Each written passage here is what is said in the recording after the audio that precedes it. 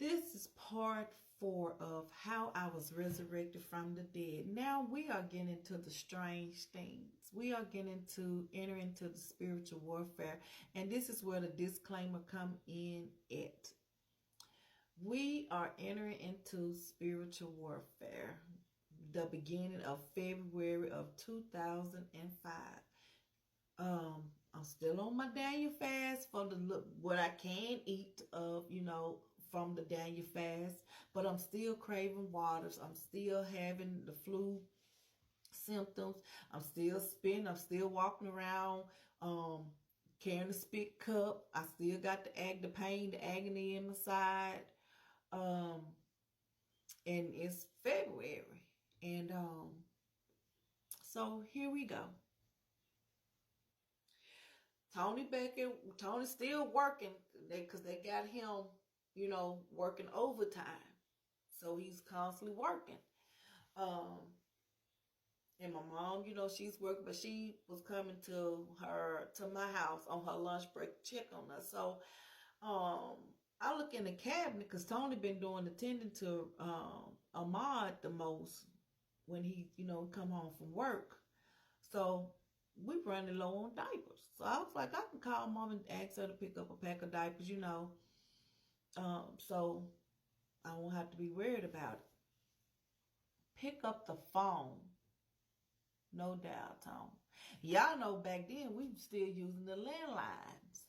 So I had a phone that had a cord to it, and I had a cordless phone, the battery.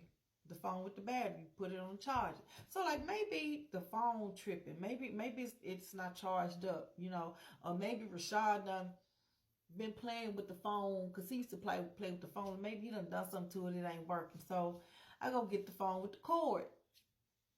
No doubt, Tom. So I couldn't call my mom. So I'm like, is something going on with AT&T? What's up with the phone?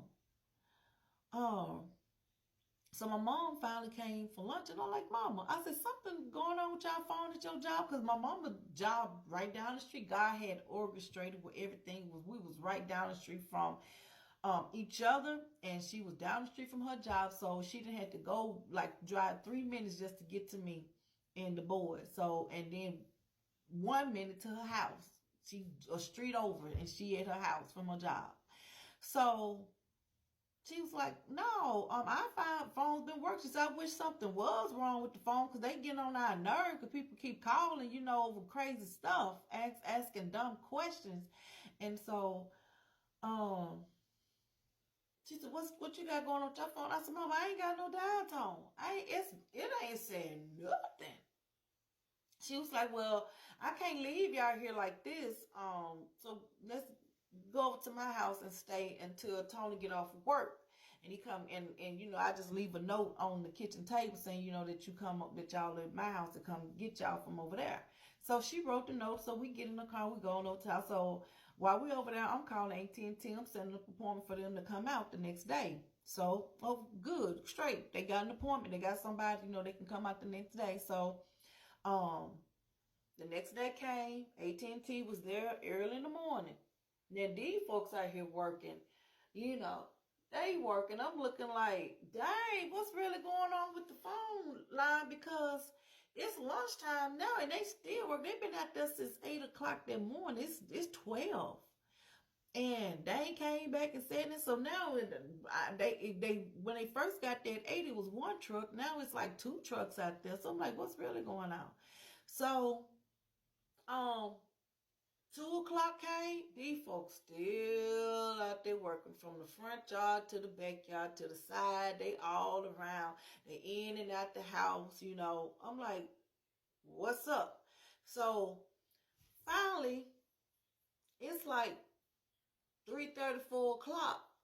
And finally,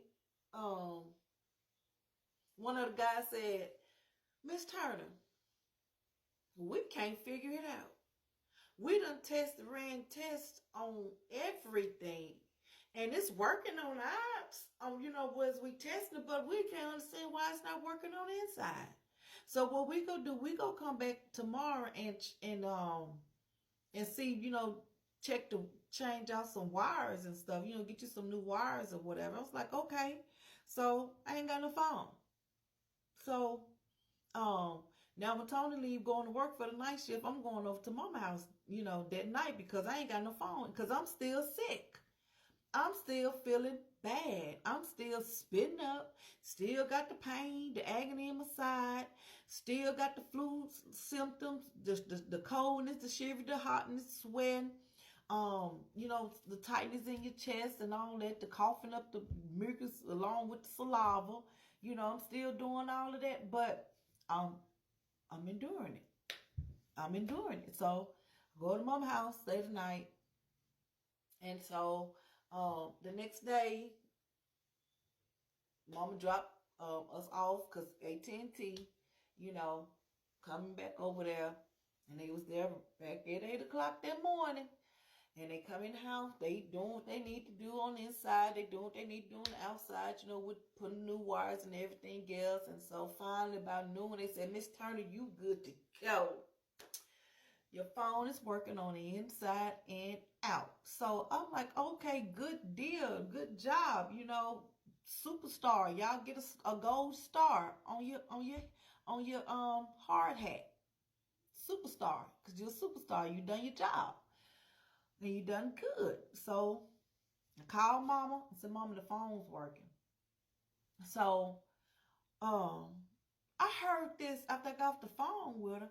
I heard this scratching at my back glass door. Our kitchen had sliding doors, glass sliding doors. And this white cat was scratching on the door. I'm like, where did this cat come from? So when I walked in the kitchen and I saw it was a cat, the cat looking at me, I'm looking at the cat. The cat is like gazing at me. I ain't blinking, I ain't moving, nothing. And then when I got to looking, all of these black birds was in my backyard with this cat. I couldn't even see the ground because that's how the black birds had covered the ground, my backyard. So this strange to me because first of all, it's a cat in the backyard and it's not chasing after the birds. And all the birds was facing and all in the same direction towards me in the kitchen, standing at the glass door, with the white cat standing, staring at me. So they staring at me, I'm staring at them. I'm like, what in the world is going on? So I'm rough-handed. I'm rough-handed. I'm very rough. So I hit the door, the glass door, like boom, boom, boom. The cat didn't move and the birds did not fly away.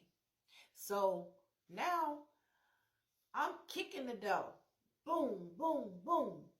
Where the cat? Right there in front of the cat. Nothing. Didn't move. The blackbirds, they still all, it looked like they was in a perfect line, in a row. And they was just there. Looking at me, and I'm looking at them. And I'm looking like, what's going on? So I go run and grab the phone to call my mama to tell her what's going on. Guess what, y'all? I ain't got no dang on dial tone again. Can't call nobody again. Y'all stay tuned in to part 5 for the continuation of this thing called spiritual warfare, strange thing.